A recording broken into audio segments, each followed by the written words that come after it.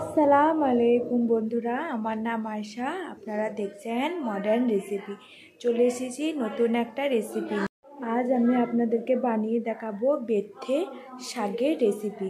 আপনাদের ওইদিকে শাকটাকে কী নামে জানে অবশ্যই কমেন্টে জানাবেন। তো এখানে দেখেন আলুগুলোকে ঠিক ছোট্টো ছোট্টোভাবে এভাবে কেটে নিয়েছি। শাকগুলোকে সেম আমি এভাবে কেটে নিয়ে পরিষ্কার করে নিয়েছি।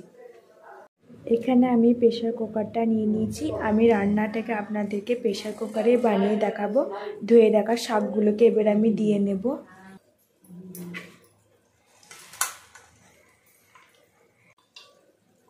এবার এর মধ্যে দিয়ে নেব অল্প জল। এবার এর মধ্যে দিয়ে নেব 1 চামচ লবণ।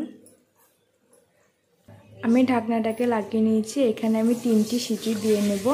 বন্ধুরা, আমার এখানে মেথো শাকটা সিদ্ধ করে নেওয়া হয়ে গিয়েছে।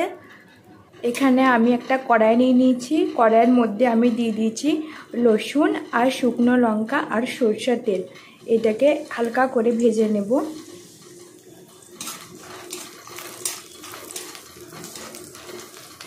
আমি শাকটার মধ্যে এটাকে ফোড়ন দিয়ে নিচ্ছি।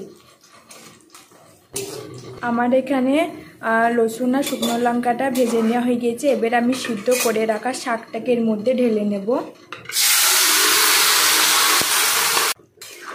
এবার খুন্তির মাধ্যমে একবার ভালো করে এটাকে নাড়িয়ে নেব।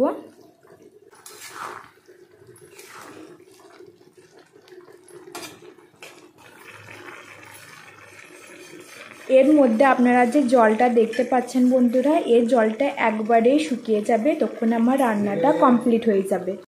তো বন্ধুরা, আমার এখানে শাকটা রান্না হয়ে গিয়েছে, দেখতে পাচ্ছেন শাকটার মধ্যে আর জল নেই।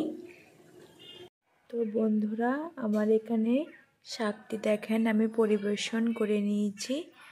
আর আমার এই রান্নাটা যদি আপনাদের ভালো লেগে থাকে, অবশ্যই আমার চ্যানেলটাকে আপনারা সাবস্ক্রাইব করে দিবেন আর লাইক করবেন, অবশ্যই কমেন্ট করবেন। আজ এই পর্যন্তই।